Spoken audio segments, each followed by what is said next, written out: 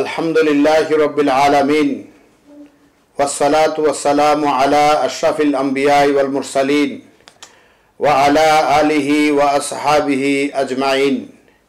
দূরের এবং কাছের, দেশের এবং প্রবাসের সকল মুসলমান নরনারী যারা আমার এই আলোচনা শুনছেন, সকলকে আমার পক্ষ থেকে আন্তরিক অভিনন্দন এবং সালাম পেশ করছি।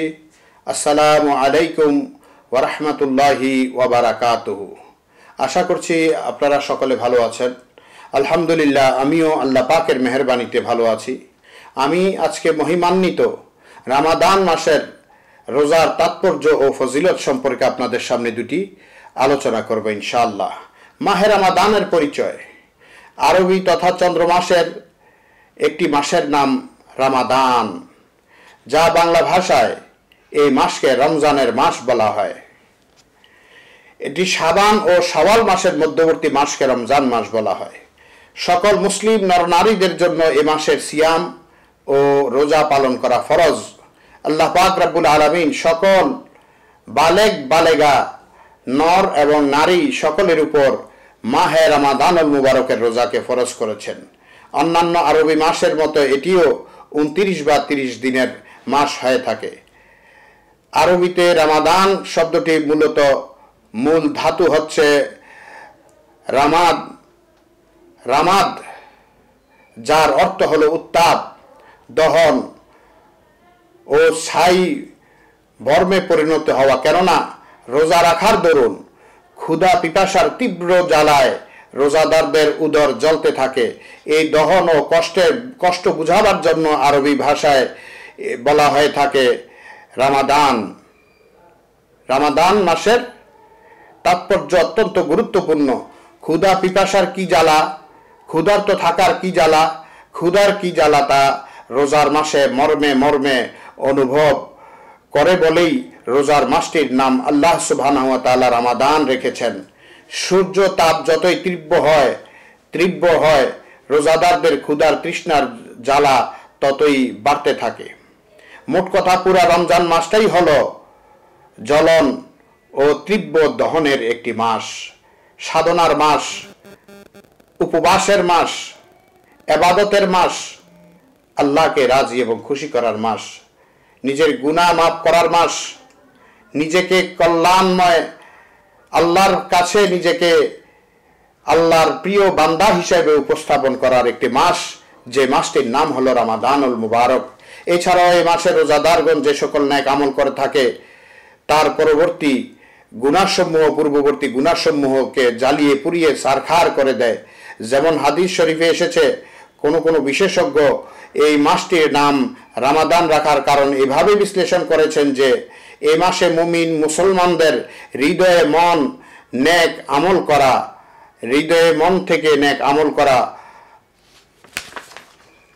ওয়াজ নসিহত শ্রবণ করে, বেশি বেশি কোরআন তেলাওয়াত করে, বেশি বেশি কিয়ামুল লাইল করে, বেশি বেশি তাসবিহ করে, বেশি বেশি সাদাকা করে, বেশি বেশি দান খয়রাত করে, বেশি বেশি আখিরাতের কথা মনে পড়ে, বেশি বেশি কবরের আযাবের কথা মনে পড়ে, বেশি বেশি মৃত্যুর চিন্তায় বিভোর থাকে এই মাসে।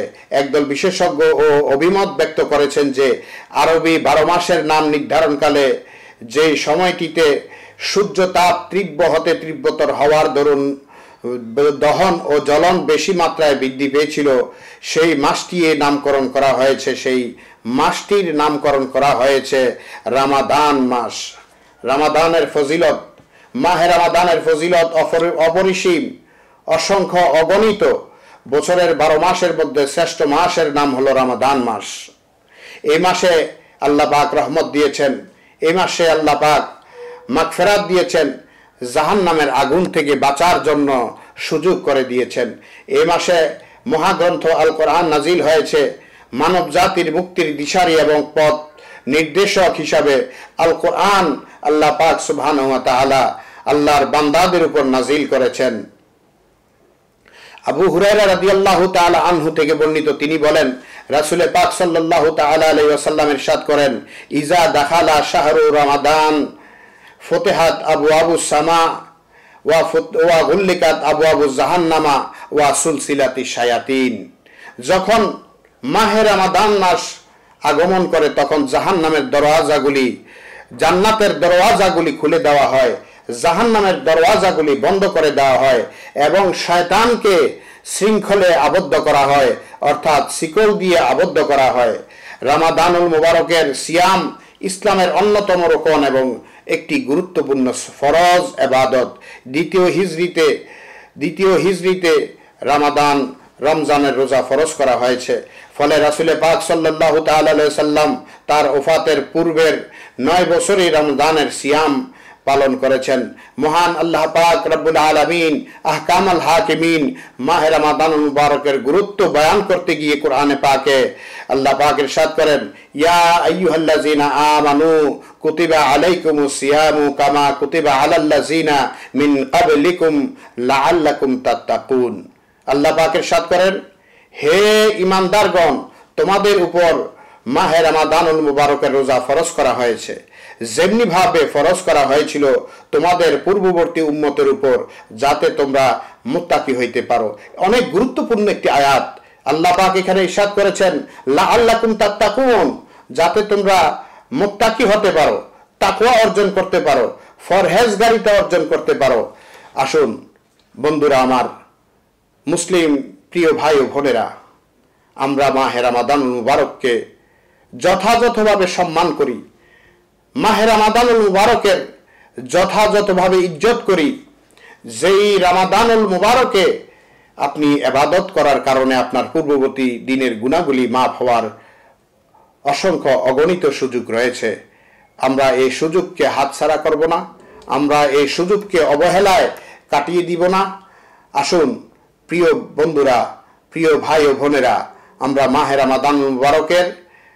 রমাদানুল মুবারকের রোজাগুলি রেখে আল্লাহর সন্তুষ্টি অর্জন করি এবং আল্লাহর প্রিয় বান্দা হওয়ার জন্য চেষ্টা করি। আশা করছি আলোচনাটি শুনে, আলোচনাটি শ্রবণ করে আপনি আপনার ব্যক্তি জীবনে বাস্তবায়ন করলে ইনশাআল্লাহ আমরা কামিয়াবি হব। সকলে ভালো থাকবেন, সুস্থ থাকবেন, আমার জন্য দোয়া করবেন। আসসালামু আলাইকুম ওয়া রাহমাতুল্লাহি ওয়া বারাকাতুহু।